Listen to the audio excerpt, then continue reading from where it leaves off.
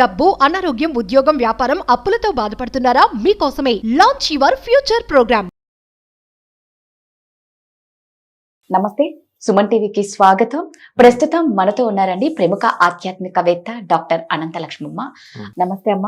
నమస్తే అమ్మా. అమ్మ, ఇప్పుడు వినాయక చవితి వస్తుంది కాబట్టి అందరి ఇళ్లలో చక్కగా పూజలు చేసుకొని చాలా ఆనందంగా గణపతి పూజ చేసుకుంటారు. నిమజ్జనం వచ్చేసి కొంతమంది ఇంట్లో చేసుకుంటూ ఉంటారు. నిమజ్జనం ఇంట్లో చేయొచ్చా? హుస్సేన్ సాగర్ అందరికీ ఉండదు కదా, కనీసం ఊళ్ళో ప్రవహించే నది కూడా ఉండదు కదా. మరి అట్లాంటప్పుడు ఎలా నిమజ్జనం చేస్తారు? ఎలా నిమజ్జనం చేయాలి?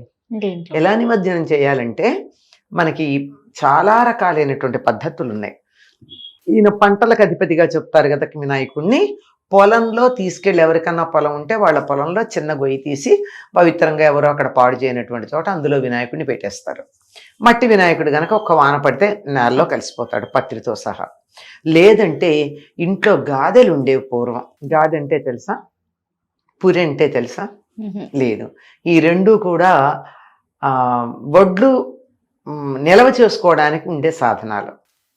వరి గడ్డితో ఇలా దాన్ని ఏమంటారు, చక్కగా తాడులాగా పేని, ఇంత లావు తాడులాగా పేని దాన్ని ఇలా చుట్టలు చుట్టి పైన తాటాకులతో కప్పుతారు. దాన్ని పురి అంటారు. అంటే పురి పెట్టి వరిగడ్డితో కట్టింది గనక పురి.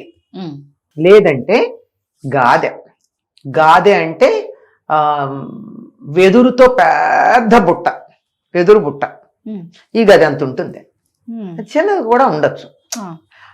దాని మీద కూడా కప్పు ఉంటుంది. దాంట్లోకి ఇంత దాకా బుట్ట ఉంటే కప్పు ఇక్కడ దాకా ఉందనుకో, నీళ్లు పడవు.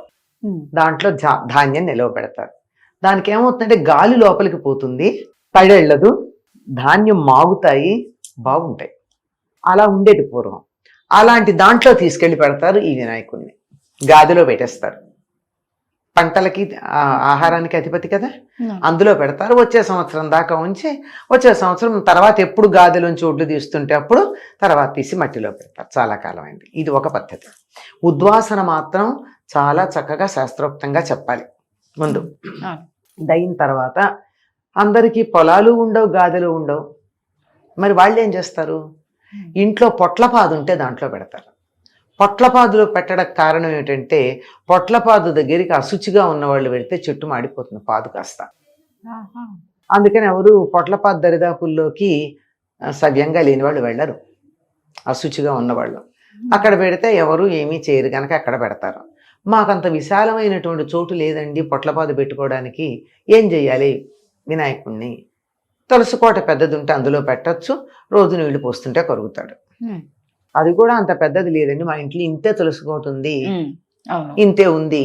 వినాయకుడిని ఎంత లేదన్నా నిమజ్జనం చేసే వినాయకుడు ఇంతన్నా పెట్టుకుంటాం కనుక అందులోనూ కుదరదు. అందులోనూ కుదరదు అన్నప్పుడు ఏం చెయ్యాలి? నీళ్లల్లోనే నిమజ్జనం చెయ్యొచ్చు.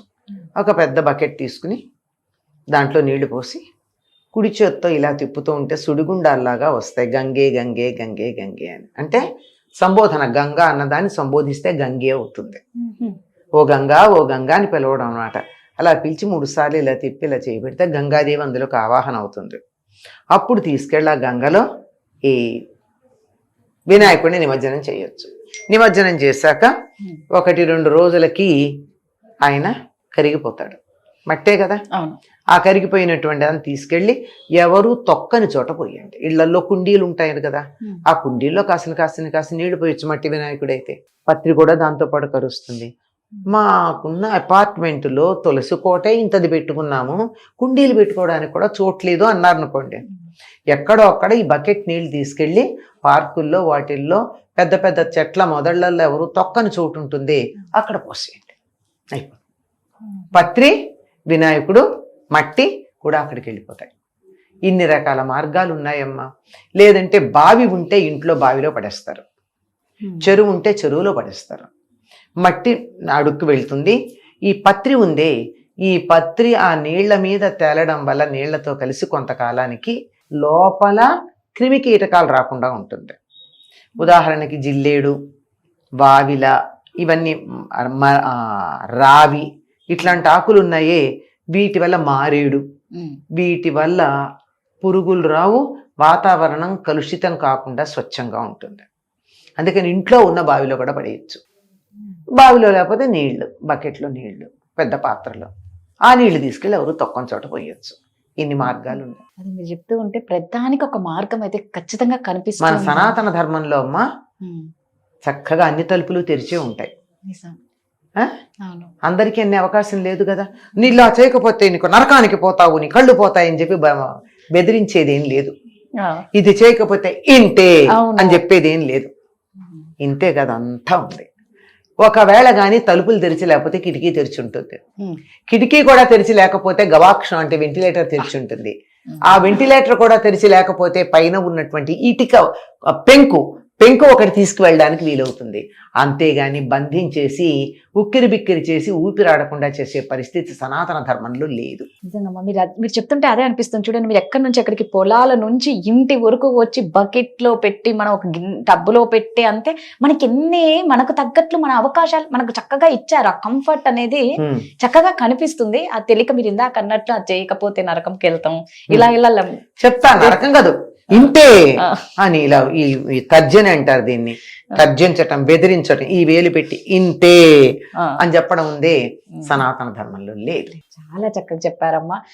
అమ్మ చెప్పినట్లు నిజంగా ప్రతి ఒక్కరు నిమజ్జనం అయిన తర్వాత చక్కగా ఎవరికి ఎలా అందుబాటులో ఉంటే అలా మనం చక్కగా ఇంట్లో నిమజ్జనం చేయాలి. ప్రధానం భక్తి. కరెక్ట్. మనస్ఫూర్తిగా భక్తితో ఆ భగవంతుని తలుచుకుంటే ఖచ్చితంగా ఆ భగవంతుడే మీకు అన్ని దారులు చూపిస్తారు. ధన్యవాదాలు.